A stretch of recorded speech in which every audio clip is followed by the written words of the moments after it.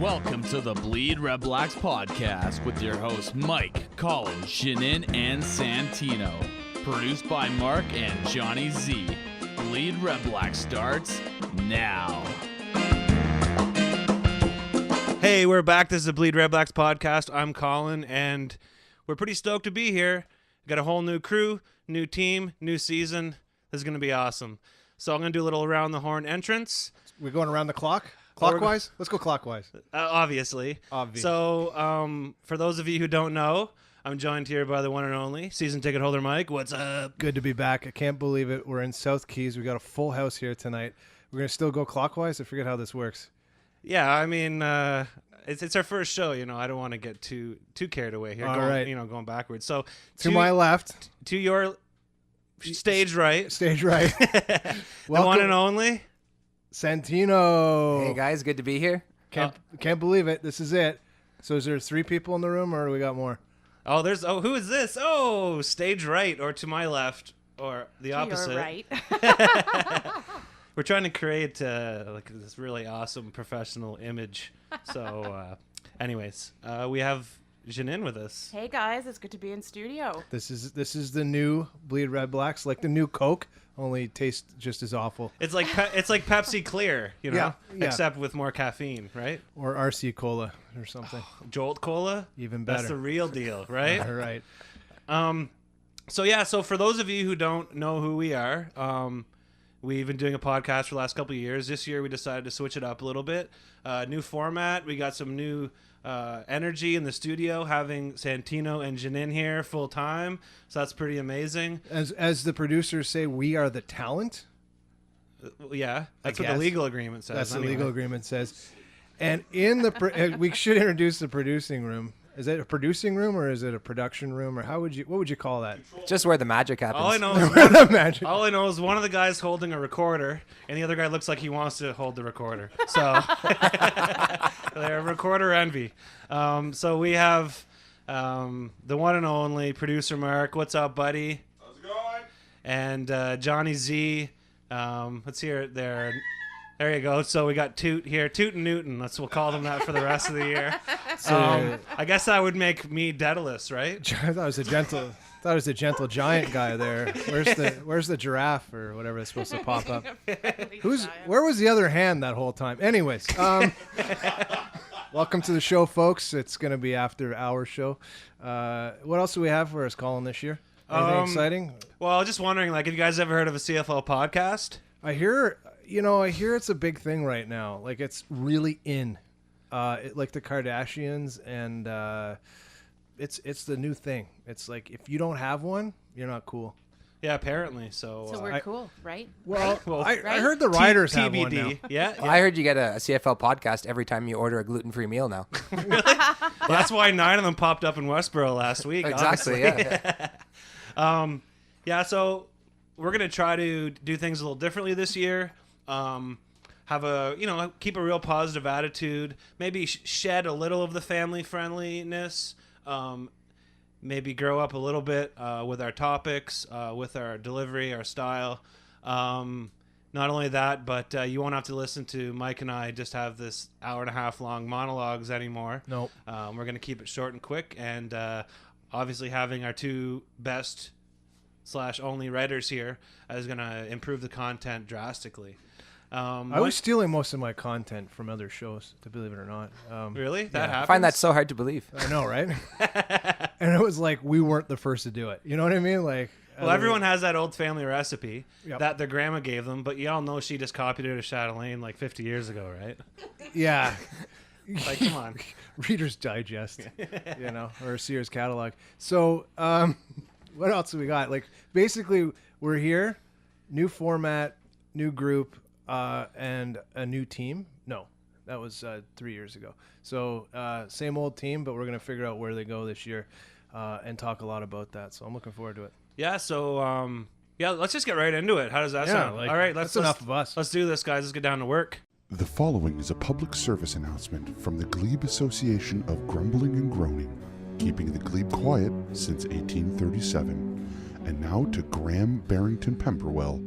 We were the first suburb in Ottawa, and we will be the last. In 2037, we will celebrate the Glebe 200 years of existence. Before then, of course, we plan on banning fireworks, sparklers, large birthday cakes, and of course, vape shops. So we'll see you then, and remember, as usual, no parking. Around the CFL. So we're going to focus more on Red Black centric around the CFL. So we're going to call it, why should I care? Why should we care, right? About other teams and what they're up to. Like, obviously, we love the league, we love other teams, but we really want to focus on Red Blacks. There's so many other shows out there right now. If you want to hear your recaps or your basic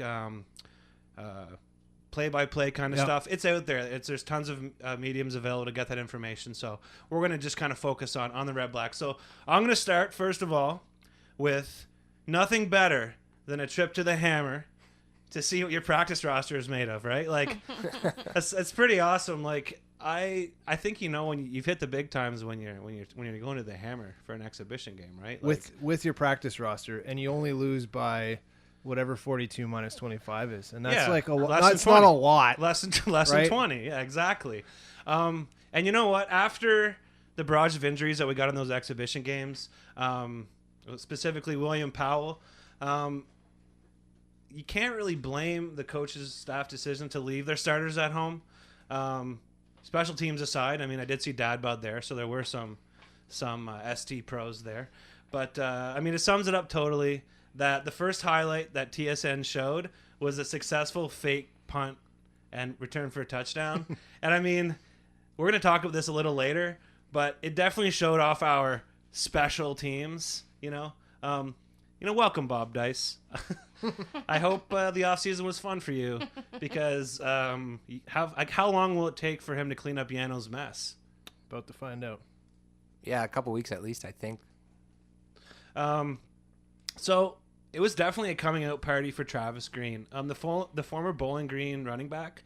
I had 1,300 yards as a senior, and this kid's known for breaking long runs. He basically played his way onto the team. He wound up getting cut and retained on the practice roster, so good for him.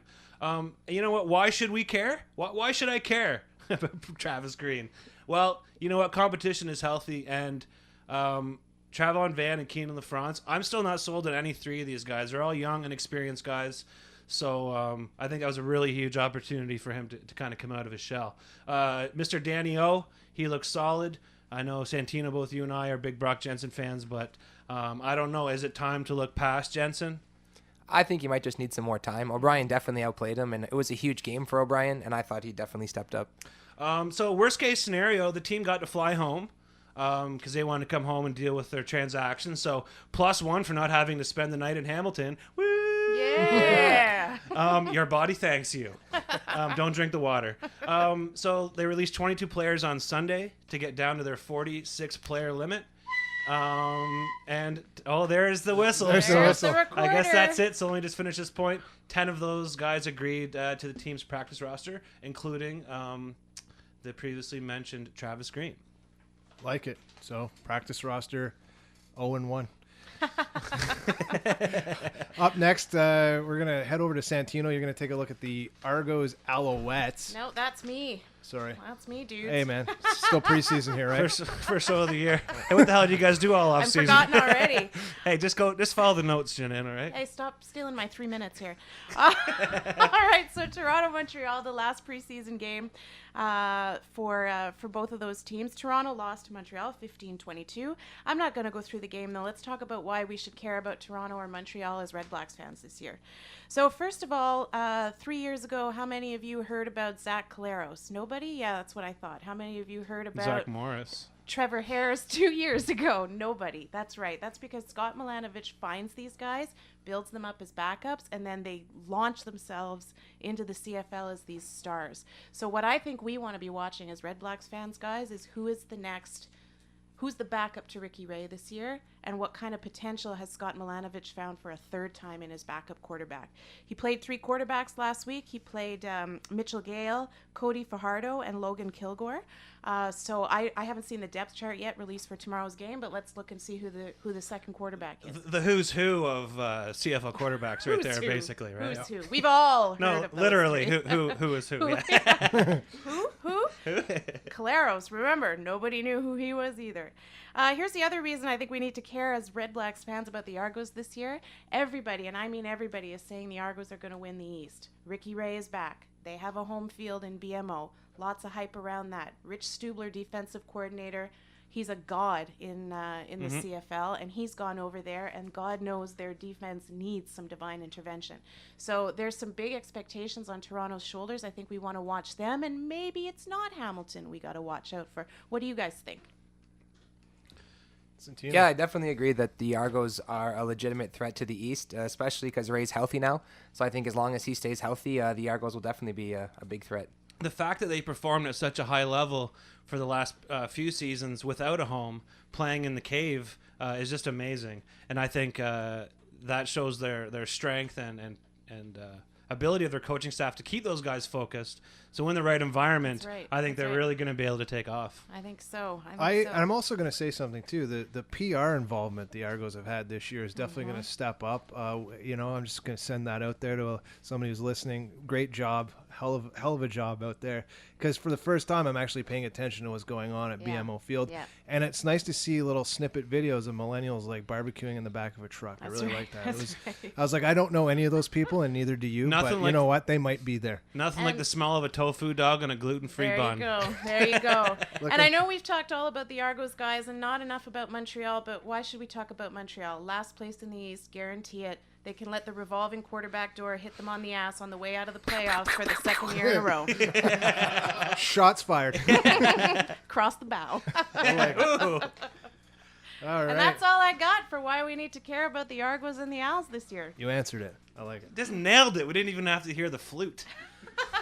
I have There we go. no idea who's next. That'd be you, bud. All right. I know, right? When one page ends, just turn it. On the other side, there's more words. Welcome to the show. Stampeders Put him in the 31. concussion protocol. Yeah, probably. No, No, no legit. joke. No Legit. joke. Like legit. Mark, you want to turn the lights off in here, bud, actually?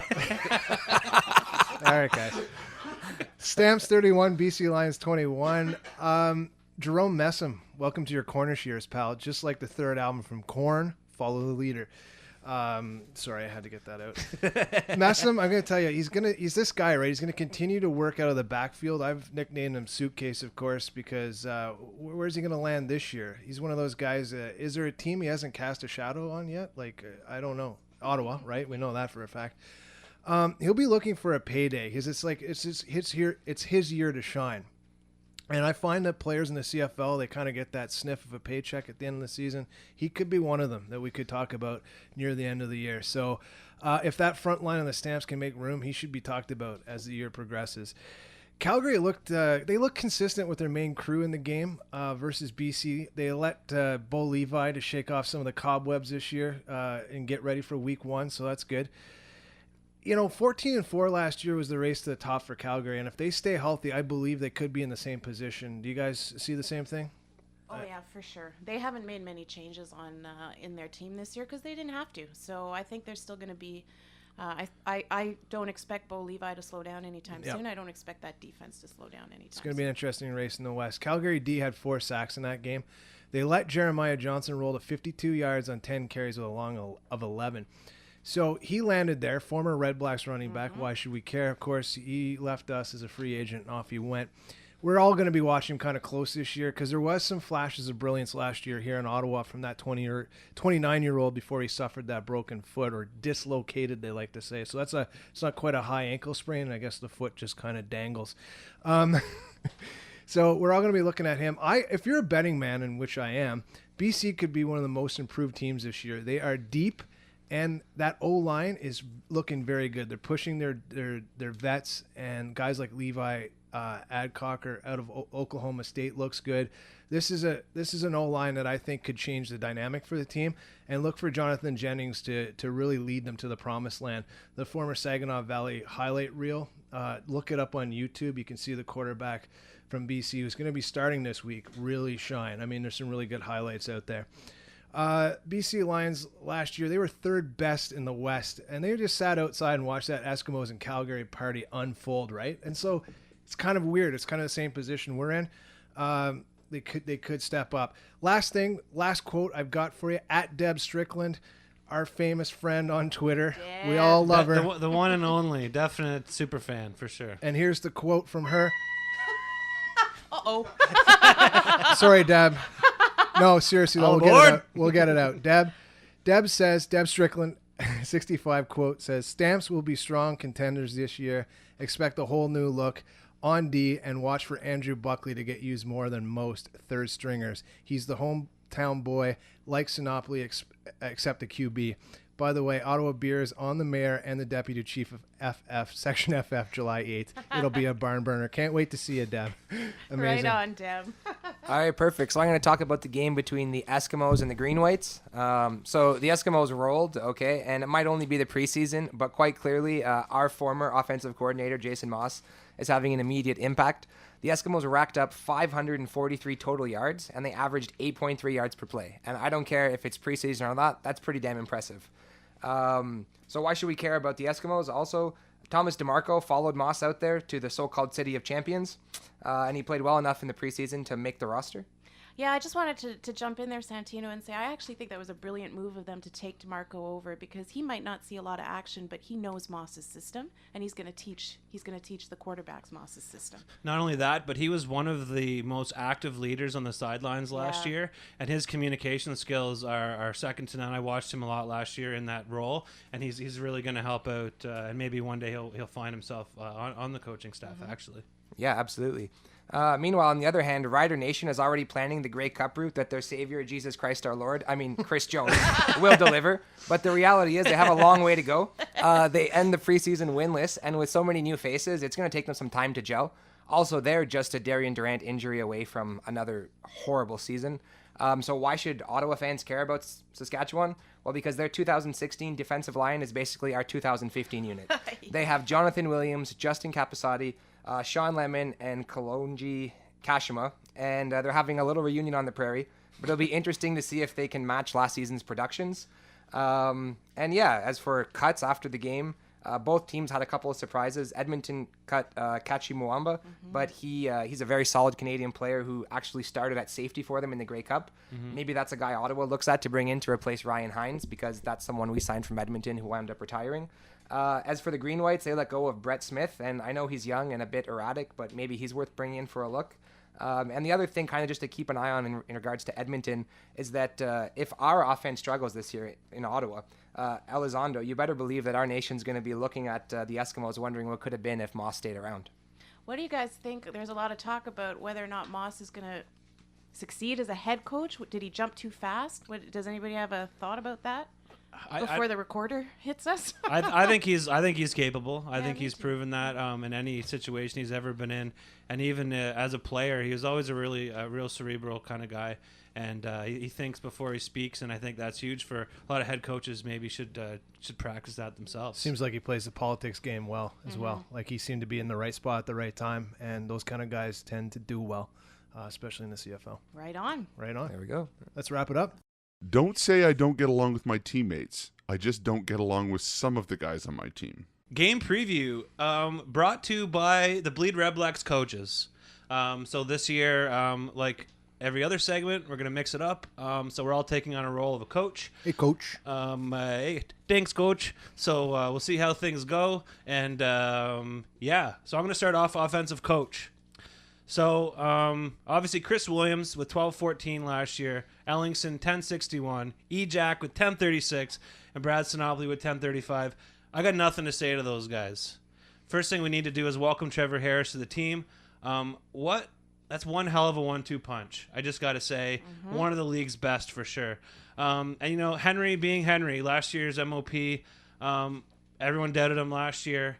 I'm looking at the odds for MOP this year. It looks like everyone's doubting him again this year. And I think he loves that. And as Red Blacks fans, we're cool with that. And, Mr. Henry Burris, I don't think he gives two shits, to be honest. He knows what he's capable of, and so do we. So Travon Van, former Montana Grizzlies. Sorry, Travon, any of your friends from Montana will not be able to participate in DraftKings. 15 touches minimum. Anyone who listened to the show last year knows that my Fossey Corsi tells me that the Red Blacks their running back needs to touch the ball 15 times minimum. Yeah, at least. So Travon, you only got 3 games under your belt, bud. So when you don't have the ball, you better help out the QB and the O-line, because their O-line's a little banged up. And not only that, Travon, you got 2 guys behind you dying to get their chance to come in and step in. And Travon's known for his good hands way back from his pro day performance, and he may need to showcase those passing skills and add a little more to really hang on to that starting job. The O-line, you were the best in the business last year. And if this team has any hope in repeating last year's success, we're gonna need these guys to take care of our quarterbacks. So really looking for one of the young guys to step up, and it's specifically Alex Mateus. He's got big shoes to fill. Nolan McMillan's out 8 to 10 weeks. Alex is going to be thrown in there. And really cool thing about Alex, after the end of the season last year, he did a 6-week backpacking trip through Asia. And I can just imagine, like, people rub my belly because they think I'm Lucky Buddha when I'm in Asia. And dude's got, like, he's at least 2x my size. So, I mean, I can just imagine sharing a hostel room with him in Cambodia.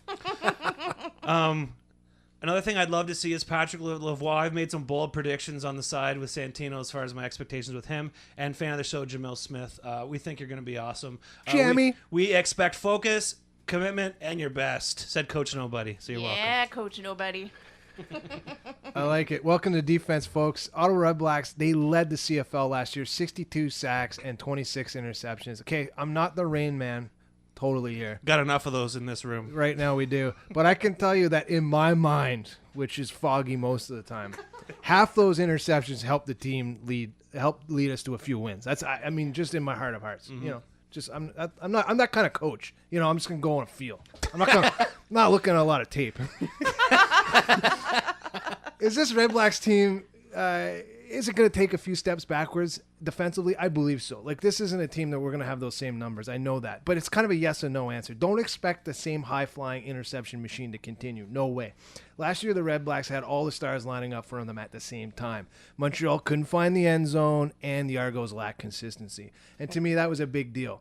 Because in their own division, this team is going to face other teams that have improved offensively, and we just kind of talked a little bit about that. So that's a big deal, and intra-division games are very important in the CFL, and we really got to step it up this year. We can really do a lot of damage at home, and basically, when you look at some of the road points that we gave up this year, it's the same. We gotta get in there. We gotta have a team that puts a lot of pressure on these young quarterbacks that are coming up in not only in the West but obviously in the East. So can we land any pressure on any other these offensive lines? I hope so. Like, this is a year I hope to see our defensive line really step up. A little bit of talk about Aston Whiteside.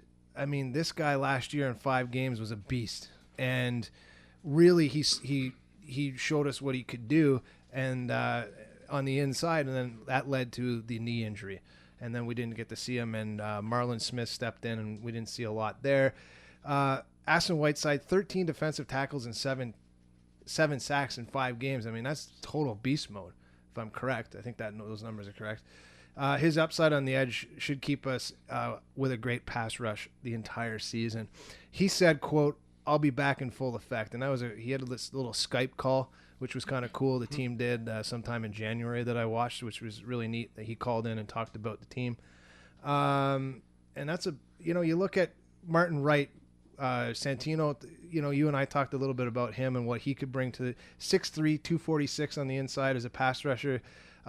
You saw some stuff from him. What did you see? Yeah, he got a good push in the preseason up the middle, and he had a couple of sacks. So. Yeah, and that's what we're going to need from this team. I was asking Santino because I didn't get to see all the preseason games, but again, points against us might hover around the same mark this year, which was 450 points against them. Now, I want to put that in comparison to what Edmonton did last year. They only allowed 341 points. So defensively, if we can get our points against down under that 400 mark, we can really compete because Henry knows how to control the ball. And what that's going to revolve around, and before I get cut off here, special teams better step up and give both sides of the ball improved field position this year because that's where it lies. Some of those points against we faced last year was just poor field positioning, and we're going to talk about special teams next. What's up? We're going to talk about special teams right now, so don't have to do a Janowski impersonation anymore, which is good because I can't. Unbelievable. We've got Bob Dice, although for today we've got me. Isn't that great? Isn't that great, guys? Isn't that great? I want more excitement here about my coaching. Yeah. There we go. Coach JR. Break. That's right. JR's in the house. Break. The second most intimidating JR I've ever met. Well, I never met the other JR, but I did watch a lot of Dallas as a kid. Oh, God. So here we go. Here's what we got to do on special teams this year. We've got to block, and we've got to run the ball and return the punt. Things we were not able to do last year. We have. Wow, you go by feel too, don't you? I go by feel too. We still haven't seen Red Blacks fans punt or a kick return for a touchdown. And I don't know about you guys, but I think this is the year for our special teams to give us that most exciting play in football. They do exist, right? I'm pretty sure they exist. They're At not, this point, it's they're like a not fabled. unicorn. Or if you're a quarterback, a phone call from Mike Gibbs. But anyways. So really, I mean, the guys on special teams can only go up, right? Blocking was awful last year. Returning was awful last year. How about we just do better this year? And I think we'll be on our way. The bright side of our special teams has been our place kickers. I think you call him Dad Bod, our friend Chris Milo.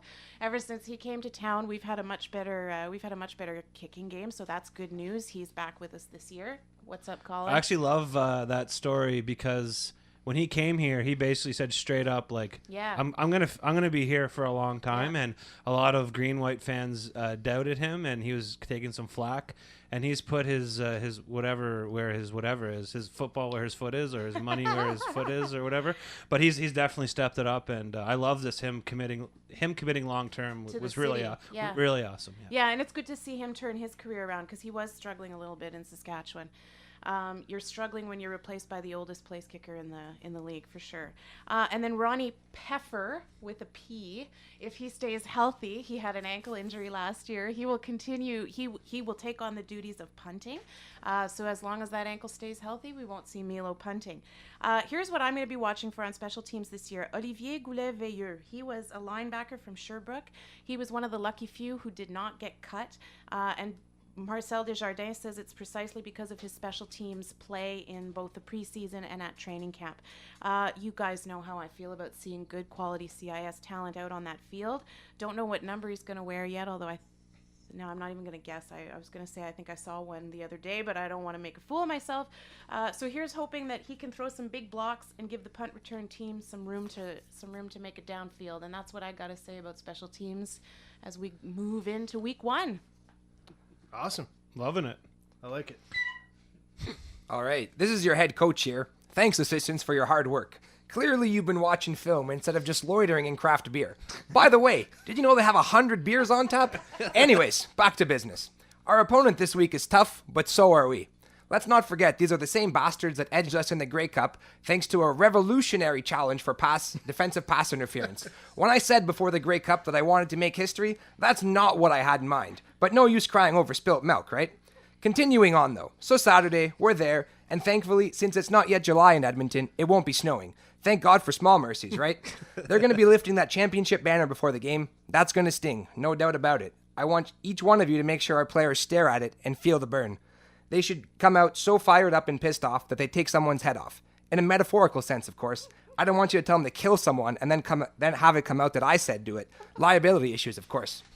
Offensively, we need to out-moss the monster. Elizondo, this is a statement game from you. Our nation is going to be watching and comparing you to Jason, so do your best to run up the score. I know we've got 2 new O-lines starting with Mateus and Cielis, but let's hang 60 on these guys. Let Hank sling it all game long because our receivers should cut through their secondary like a knife through hot butter. Defensively, I want to punish Riley. He's a tough SOB, but he hangs in the pocket a bit too long sometimes. Let's make him regret those times. Whiteside is ready to go, so let's see what kind of havoc him and Nadon can cause. Don't be shy to throw in a few blitzes to keep him honest. Bob, you've probably got the least pressure on you. Our special teams were dog shit all last season, so as long as we don't allow any 40-yard returns and don't have a kick blocked, you'll be a genius in our nation's eyes. To sum up, guys, we're going to light them up like a Christmas tree on offense and beat them on defense like we're Adrian Peterson and they're one of our kids. Special teams-wise, we're just not going to suck. If we can do that, there's no reason why we can't win 55-0. Whoa, I guess we all know why he's the head coach. Just don't suck. Dear letter to the editor. I'm very unconvinced that was a real coach in the Canadian Football League. He's so rude, and honestly, that's just gross. That's awesome. No, I agree. This is a team that you got to get that burn feeling. Those veterans that were standing there on the sidelines, that will be standing on the sidelines this week, definitely should have a little bit more energy and emphasis coming out this week to really set the record straight, right? I kind of like that. I really like the chalkboard stuff. I like the crew that we got there now. I think we got a nice mix of really smart group, but really nice guys. Like, I think that matters. Like, we don't have a bunch of crusty old coaches, and I think that No Kent Austin on the sideline. And I mean, obviously the coaches are letting them do their thing. I mean, did you hear how loud the music was after the game last time? Like, you could hardly even hear the interviews. That's amazing. Perfect. So I look forward to watching the game on the replay. All right. Looks awesome. Okay, let's bust into our new segment called Renegade Rant and Reaction. Are you sick and tired of being heckled for selling hot dogs outside TD Place with no permit? Hey, you got a permit for that, bud? Or your worries are over with the new 123 hot dog permit kit from 613 Sneaky Sausage. Send us your money, we send you a permit. It's as easy as doing a backflip after a punt. This permit also works for oysters, corn on the cob, stinky tofu, and lemonade stands.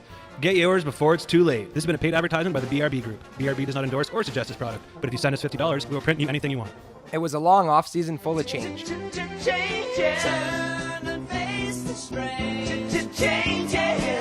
Teams changed coaches, players changed cities, and fans changed jerseys. Thanks, Adidas. Another thing that changed was the CFL's website. Unveiled last fall during Grey Cup week, the CFL's website had its first update, redesign, overhaul since probably 1998. Upgrade complete. The change was drastic and an immediate improvement, but still left much to be desired. While there are definitely more stats available, there still wasn't stats for every individual player, no stats pre-2004, and no photo albums. When questioned directly about it on Twitter, the league responded that the redesign and site update would be complete during the offseason in time for the first game of 2016. Well, that game happens to be tomorrow night, and as of today, nothing's changed. This year will be the 104th Grey Cup, and the CFL's online stats stretch all the way back to 2004. Much to the dismay of many journalists, bloggers, and casual fans, most individual players still don't even have complete stat lines, especially the older veterans. As for pictures, I challenge you to find an album anywhere on the site. But I get it. Why would you want fans looking at images of your teams playing, downloading them, and using them as background pictures, when instead they could just go to Google and do an image search to pull them from other sites? Another issue that cropped up during the preseason was the live in-game tracker from the CFL's website, which didn't update with stats or play-by-play. Furthermore, when it was working, it lagged a full 2 quarters behind. I get it's the preseason and hopefully the kinks will be worked out for tomorrow night, but that kind of thing is hardly acceptable considering the league will soon have fans with money riding on player performances. They'll want as close to up-to-the-minute stats as possible. I mention that, of course, because the CFL is now linked with DraftKings. The partnership is a fantastic move by the CFL and will expose the product to a huge new audience in the US that may have never even considered it before. Plus, the style of the CFL is uniquely suited for fantasy with its offensive focus, but I can already see the outrage if the stats on the site aren't A, correct, and B, provided in a timely manner. Getting back to the preseason for a minute, if the league was so committed to their new site and exposing their product to millennials, why didn't they stream every non-televised game via their website? Why should it be up to individual teams to do their own thing? Shout out to the Ticats for stepping up for the second year in a row, but it shouldn't have come to that. I also don't get why TSN won't use one of its 5 channels to show every game, but that's a rant for another show. But seriously, how much of a no-brainer is it for the league to stream preseason games on their site? If an individual team can afford to make it happen, surely the league as a whole can. The Ticats stream drew massive traffic, with people watching from over 55 countries. Maybe the CFL is worried because their site can't handle that kind of traffic, or maybe it's because they'd rather not have people noticing their site still isn't ready. But there's really no excuse anymore. The CFL is a modern league with modern partnerships and a growing modern fan base. That fan base expects, demands, and deserves a website that is the same. So rolling this morning, I love it. Great rant, and I got a take on it that happened this morning. 9:04, riding myself up towards the mighty Morrisburg, listening to Sirius Satellite Radio. There's a great channel there called Fantasy Sports. 24 hours a day. It's fantasy sports radio. It's an amazing show. Of course, I'm a DGen. I listen to it. Dr. Roto lands on the 9 o'clock show, and his first thing across the board is, don't forget, guys, there's a free roll this week. CFL's entered DraftKings. Okay, so there should be some excitement about that. Dr. Roto said, and I quote, "Last night I went to the CFL.ca website to get stats. I'm not going to get them there. The site sucks. Not sure what I'm going to do." And that was the end of the conversation about DraftKings and the CFL. And I'm going to tell you something. That's what's wrong with the CFL, is that they're not working fast enough on that. Like, I think, excuse me, they're going in the right direction. They're trying to make these positive changes that they probably should have done years ago. But everything correlates, and if you want respectability, you have to do everything right. That's just the way it is. There's so many good products available, especially if you want to talk stats and fantasy. Anyone who's familiar with DraftKings knows that it takes more than reading an article about, oh, this guy's a good deal or this guy's a good sleeper. To be successful in DraftKings, you really need to grind those numbers. You need to understand that, like, yearly, not just yearly trends, but more than that. It's so complicated. What about yards after catch? It's so complicated, and we can't even start having that DraftKings discussion yet because we can't even get the stats that we need to do a basement A game podcast. write-up or something. Yeah. So in that regard, I do think that what they're doing is right. But for me, change for change isn't really. I need to see a positive resultant until I can really be happy about that change. Yeah, I got a bit of a different take because I'm not a DGen, like you two. You say that like it's like an it's a awesome bad thing. So the whole DraftKings thing is not, I mean, I heard the announcement this morning like everybody else. I didn't get super excited about that. But just speaking from, someone who was trying to write around the CFL last year and the year before that in real time while she was watching the games, it was just nuts. It was just nuts because you don't have any of the stats on the website. The league is talking a lot about how to bring millennials on board, how to get young people excited about this game and about this league. If you don't have the basic tools that help people learn and know about the players and the teams, then you're not going to attract, I don't care what age they are, you're not going to attract them. So yes, good thing that the league is finally recognizing that it's got not a great product on its website, but it's 2016 in the words of our Prime Minister. Why the hell can't we have a decent website? Well, plus it's like they rolled this change out in November, and they had the whole off season. Yeah. Absolutely. I'm sure we'll be touching on this DraftKings topic for weeks to come. And probably the stats. And we got our first JT drop in there. I like it. There you go. Unbelievable. Because it's 2016. Yeah. Boom. All right. I just hope everyone listening realizes what they're getting themselves into when they are doing DraftKings. We'll do a DraftKings Please special. do your homework. Please don't be naive and think it's easy. It's another 1% industry, so just keep that in mind. All right, let's Wrap it up into wrap the her outro. up. Yeah, let's do it. Never again will you see rings on your table with the CFL-approved OLG Coaster Yellow Edition. It's easy. Go to your local OLG retailer, place a bet on a parlay with no research, watch your bet lose, and boom! Coaster! Bet on the Ticats to beat the Red Blacks? Coaster! Bet on the Argos to win the East? Coaster! Coaster come in a variety of price ranges from $2 to $100. After Rake and Juice, you'll never be a long-term winner, but you will always win a coaster with OLG. So this Saturday, the date is correct, June 25th, 7 p.m. We head into Edmonton for our first game of the year, and the one and only Ken Landcastle from the Lumbertoes will be in the house. Amazing. So if you guys are in Edmonton, keep your eyes peeled for that good-looking young man representing Ottawa. He will be there by himself, so he won't have his homies with him. So Will he have the outfit? Though? if Section O, So is it Joe's or just Joe? If he's So it's by a himself? real axe this time then, right? Yeah. yeah, well, it depends how far he is from Section O, I guess. But Hey now. anyways, What are you guys up to this weekend? How are you guys watching the game? I know this is lame because it's a Saturday night, but probably at home in the basement with the husband and a beer. That's my big Saturday Is there any night other plan. way? There Like, probably no, isn't. I don't think so. sounds better than at home in the basement with a beer without anyone else, though, right? So Well, Hey now. Everybody's that happens sometimes. Yeah, like, no, Yeah, those are like- that's when the wine comes out. Yeah. I'll probably just be watching with some buddies because I got to work all day Saturday. So yeah, Grind just- it. That's gonna grind Gotta through grind the day. it. Just looking forward to the evening. It's the best way. Working for a living, right? Yeah. What about you boys? Well, it's funny you bring it up. We're actually picking up our RV for Montebello tomorrow morning at 10 a.m. in Montreal as Mark fist pumps like a boss. So it's that time of the year again, Rockfest weekend. Yeah. So maybe we can tune our FM AM dial into the game. I don't know if we'll be able to hear it over the music, but Well, we'll Fred do our Durst, best. is Fred Durst going to give us an update on that during the show? I or- thought he was affiliated with the new CFL website. Like he's actually no, I don't know. He's as relevant. But like, if Fred Durst is wearing a red CFL affiliated hat, like, is that cool or what? He heard that the CFO website it's got- stats went back to 2004, and he's like, I've been relevant since '99. Like these guys are doing their homework, you know. You're gonna ask him for an update. He's gonna say they're rolling. Yeah. Oh, with that, thanks so much for joining us, guys. Okay, things are getting crazy in here, but thanks so much for listening. Please retweet, get it out there. We're trying to spread the word of the CFL. More importantly, the Red Blacks.